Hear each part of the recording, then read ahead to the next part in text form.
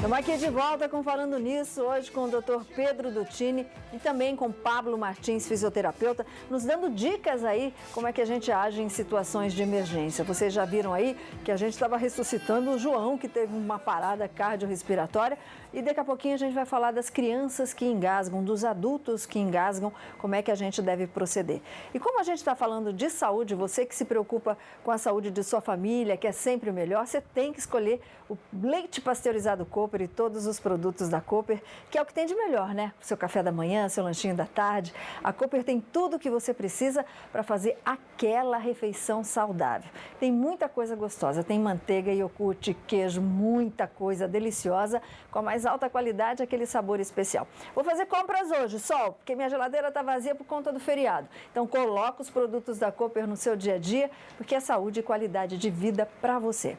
Bom, bora falar sobre situações de emergência, Gleice? Tem muita gente aí, muita mãe preocupada com os filhos, né? Tem sim, porque crianças, né, estão aprendendo ainda a lidar com o alimento ali, muitas vezes engasgam. E a Lucimara Lúcio até contou pra gente aqui que a sobrinha dela tem 5 meses e sempre engasga. E ela quer saber que procedimento ela pode adotar para evitar esse susto, né? Para evitar, e quando acontece? Faz o quê, né? Legal. Então, os dois que são papais agora recentes.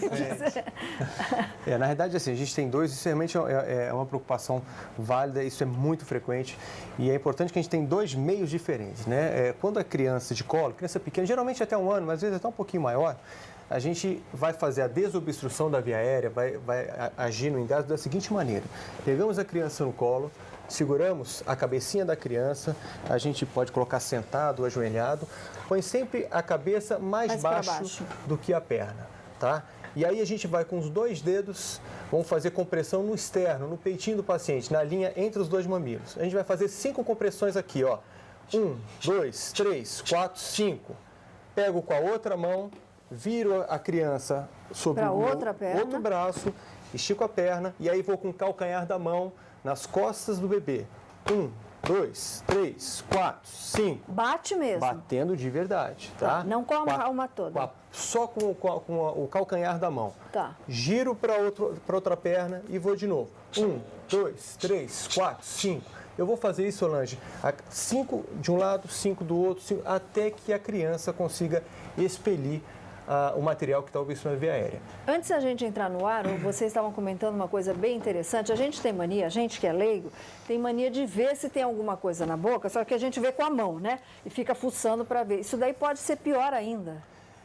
Quer dizer, fazer aquele rastreamento com o dedo. Na realidade, a gente não deve fazer isso. Se você abriu a boca da vítima e você observa um corpo estranho, um pedaço de carne, um dente, alguma coisa, você está vendo, você pode delicadamente retirar aquilo com a mão. Agora, se você não está vendo, quando você faz a varredura digital, que você introduz o dedo na boca, você pode acabar obstruindo mais ainda, jogando o objeto mais ainda para baixo e aí fica mais difícil sair. Tá. Então, a gente não deve fazer essa varredura. Agora, quando é no adulto, Pablo, como é que a gente deve proceder? Porque a gente tem mania de dar tapa nas costas também, né? O adulto... Deixa eu ficar mais fácil aqui, tá? A gente vai se posicionar atrás do adulto, ok? Com o punho cerrado, a gente vai encaixar aqui no osso externo, bem na parte, tem uma pontinha de osso chamada processo tifoide.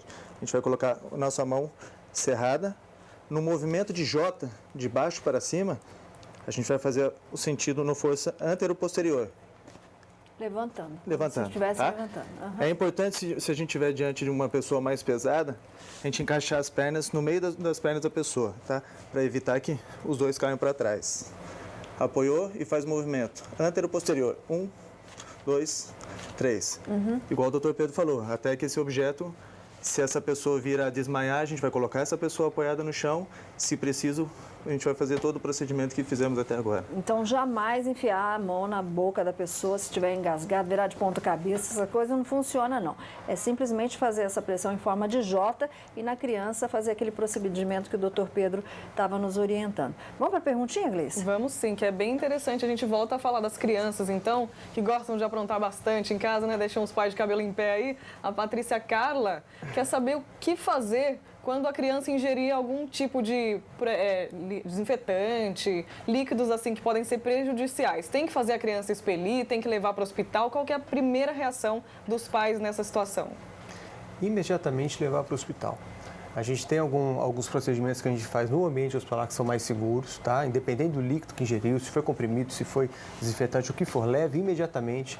Existem algumas substâncias que são tóxicas e essa toxicidade é aguda. Às vezes, se ficar esperando em casa, a criança pode vir a falecer dentro de casa. Então, corra para o hospital e lá a gente vai utilizar de alguns medicamentos, algumas manobras para poder eliminar essa toxina. Ok, rapidinho, Pedro, que infelizmente o nosso tempo está chegando ao final. A gente vai fazer mais programas aqui, porque a gente aprende bastante, né? Colocar isso na prática no nosso dia a dia.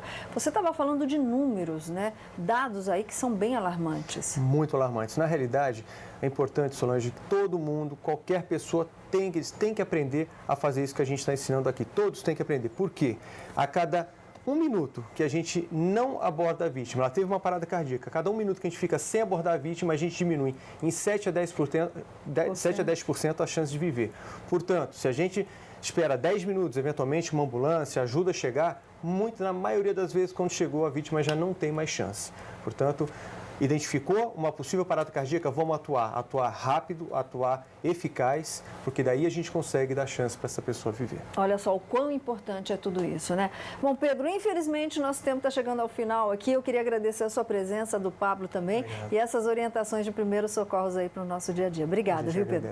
Obrigada, Pablo. Bora, né, Gleice? Vamos embora. Passa muito rápido o tempo aqui. É bom demais estar aqui com vocês. Obrigada a todo mundo que nos fez companhia nesse feriadão. E olha só, amanhã a gente está aqui de volta e tem assunto bem interessante, né, Sol? Pois é, amanhã a gente vai falar sobre aposentadoria, né? Como é que você tem aí o direito de garantir um rendimento maior? Tem como fazer isso? Um santo iluminado dia, bom feriado aí, fiquem com Deus e fica com Deus também, Luciano do Vale. Inesquecível.